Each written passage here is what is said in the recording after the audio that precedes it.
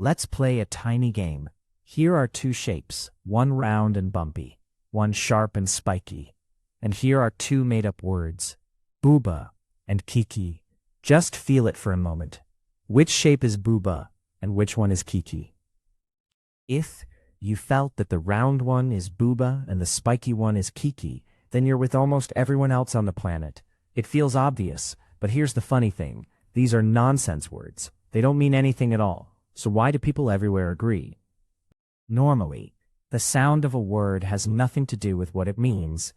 The word dog doesn't bark, and it doesn't look round or spiky. We could just as easily have called it a wug or a plim. That's the first big rule of language. The sounds are mostly just labels, agreed on by accident a long time ago, which is exactly why bouba and kiki are such a delightful little puzzle. Here, the sound and the shape seem to belong together. Scientists first noticed this little surprise almost 100 years ago.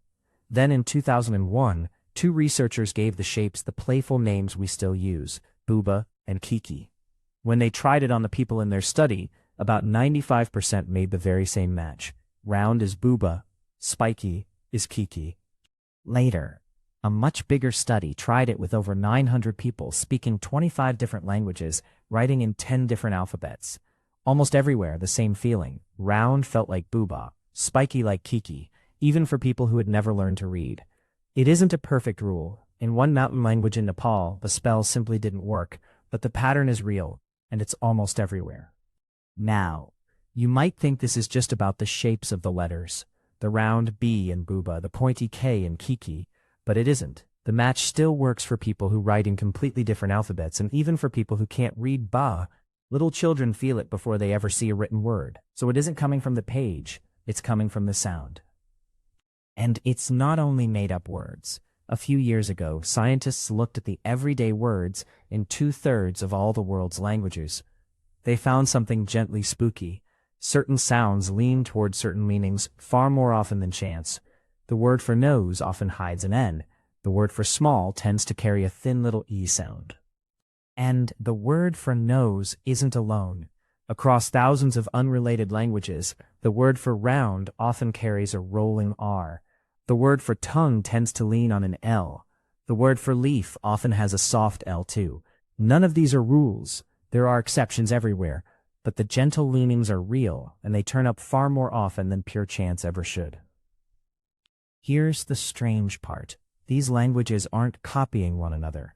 They didn't inherit these words from one ancient grandparent language, and they didn't borrow them from their neighbors. The patterns just appear again and again all over the world, and scientists honestly don't fully know why.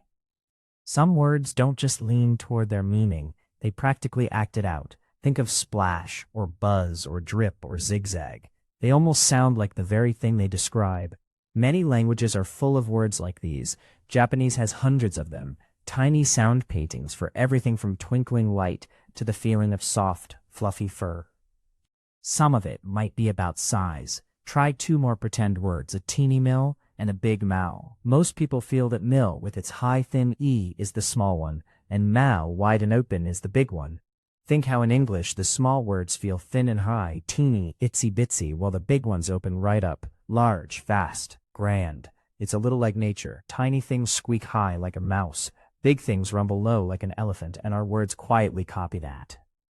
You can even hear this in real voices. A great big dog goes woof, low and deep. A tiny puppy goes yip, high and quick. And we do it ourselves without thinking. We lift our voice up high and small to sound gentle and friendly, and we drop it down low and big to sound serious. High feels small, low feels large.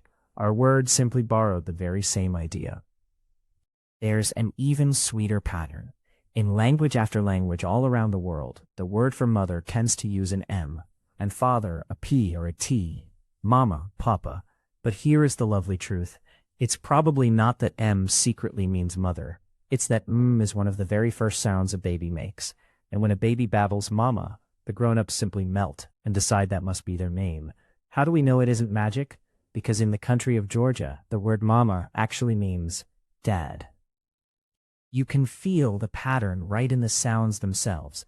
Gentle humming sounds like M and L and around oo tend to feel soft, slow, and curved. Crisp, snapping sounds like K and T and a bright E tend to feel sharp, fast, and pointed. Bouba is built from the soft ones, kiki from the sharp ones, and once you hear it, you can never quite unhear it. So why do sounds and meanings hold hands at all? One old idea is your mouth. Say bouba slowly, and your lips round into a soft circle, just like the shape. Say kiki, and everything turns sharp and quick. But newer experiments hint that it's really the sound itself doing the work, not the shape of your mouth. The honest answer is, scientists are still gently arguing about it, and that's perfectly okay. There may be a deeper reason hiding here. A few people have something called synesthesia, where their senses gently blend together. They might actually see a color when they hear a sound or taste a shape. Some scientists wonder if all of us carry a faint, quiet version of that, a soft little bridge between hearing and seeing, and that bouba and kiki are simply that bridge peeking out. It's still only an idea, but it's a lovely one. Brain scans tell a careful story too. There doesn't seem to be one little spot in the head where this magic happens.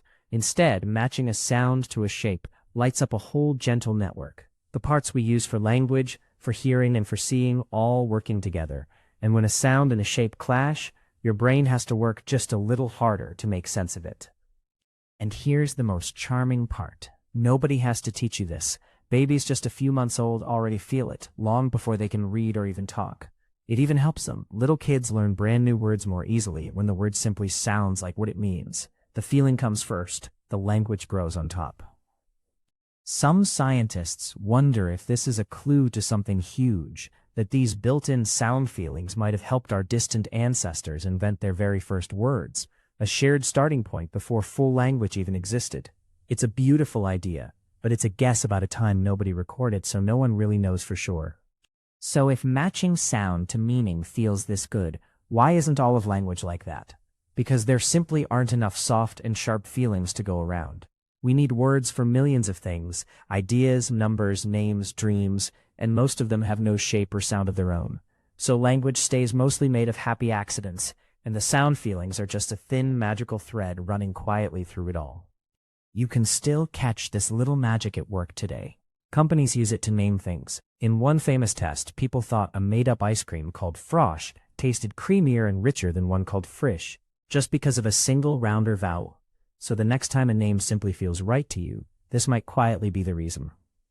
Now, most of language really is a wonderful accident. Dog, chien, parrot, none of them sound much like a dog. But woven quietly underneath, there's a thin shared thread, a feeling about sound that almost all of us are simply born with. We don't fully understand it yet, but now you can feel it too.